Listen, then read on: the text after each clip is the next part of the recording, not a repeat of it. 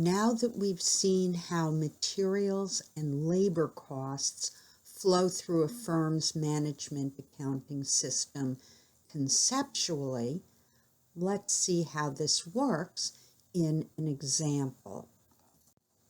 InShape is a company that makes custom gym equipment, and it uses job order costing.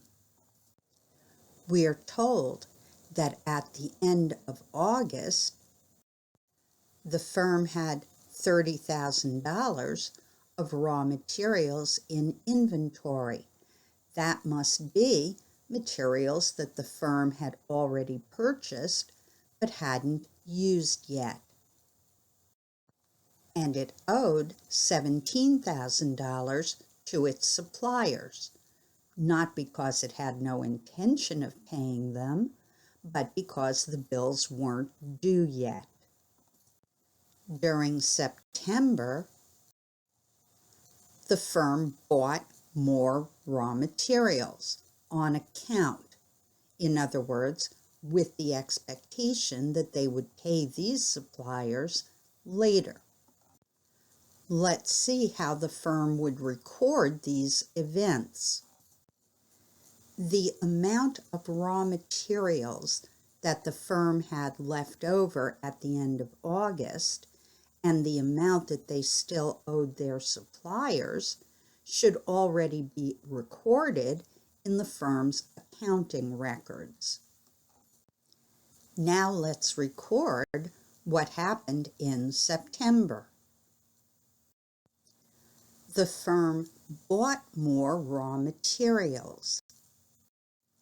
So we debit raw materials, and that increases the amount that the firm has on hand. But the firm didn't pay for those materials yet, so we credit accounts payable, which increases the amount that the firm owes to its various suppliers. And we can check to make sure that we did this journal entry properly, because we know that the sum of the debits must equal the sum of the credits. Let's see what else happened to the firm in September. At the end of August, the firm had $41,000 in its work-in-process inventory for job 123. Let's say that's a batch of exercycles. This means that the firm must have used materials and labor and overhead in manufacturing these units, but they weren't finished by the end of last month. In September, the firm used a total of $129,000 of direct materials in production. But this is a job order firm.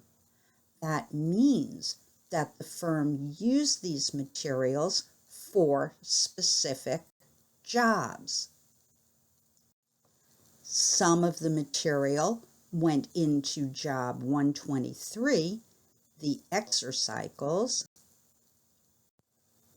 Different materials were used to start job 124, treadmills, and other materials were used to start job 125, free weights. Let's see how these events are recorded in the firm's accounting system. The $41,000 beginning balance in work in process represents all of the materials, labor, and overhead that were already put into job 123, the exercycles that weren't finished by the start of September. In September, we credit raw materials for the $129,000 worth of direct materials that were used for production in September. This reduces the value of the materials left in the raw materials inventory. And we debit work in process for the value of those materials that were added to production during the month, which increases the value of the work in process. Then we check just to make sure that the sum of the debits equals the sum of the credits. But we're not quite done. Remember that the work in process inventory for a job order firm probably contains several different jobs. This work in process inventory is what's called a general ledger account. That is the kind of account that would show up on the balance sheet at the end of the period. But the firm also needs to keep a subsidiary ledger for its work in process to track the specific costs that go into each job, because each job is different. So the firm needs to track the costs that go into job 123, the exercycles, job 124, the treadmills, and job 125, the free weights, separately. The $41,000 beginning balance in work in process belongs entirely to job 123, because that's the only job that this firm started but didn't finish by the beginning of September. But the $129,000 of direct material that was added in September has to be traced to the specific jobs so that we know how much each job costs, because they're different from each other. Luckily, we have that information, so we can recognize how much direct material belongs to each job. So my question to you is, which account does a firm debit when it buys materials? Think about it.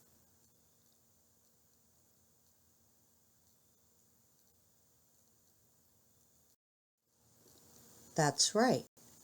Buying materials increases the firm's raw materials inventory.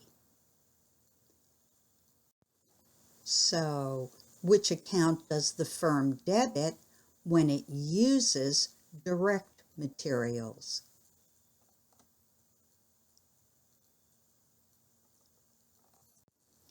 When the firm uses direct materials, we debit, increase the value of the firm's work in process. Now let's take a look at how the firm recognizes the use of labor during the period. We are told that in September, InShape used a total of $98,000 of direct labor for production. And we're told how much of it went into job 123, the exercycles, job 124, the treadmills, and job 125, the free weights. To recognize the use of labor in the firm's accounting records, we debit work in process, which increases the value of the work in process inventory. And we credit wages payable for the value of our workers' time when they were actively engaged in manufacturing specific products, which increases the amount that we owe our workers during the period. Some firms use a separate labor account internally and then close that account to wages payable at the end of the period. That's a matter of choice. And then we check to make sure that the sum of the debits equals the sum of the credits, so we know we didn't make a mistake. But we're not quite done, because that $98,000 of direct labor was used for specific jobs. So we need to recognize the portion of that labor that was used for the exercycles, the treadmills, and the free weights separately in the subsidiary ledger. Based on this discussion, which account does a firm debit when it uses direct labor? Think about it for a moment.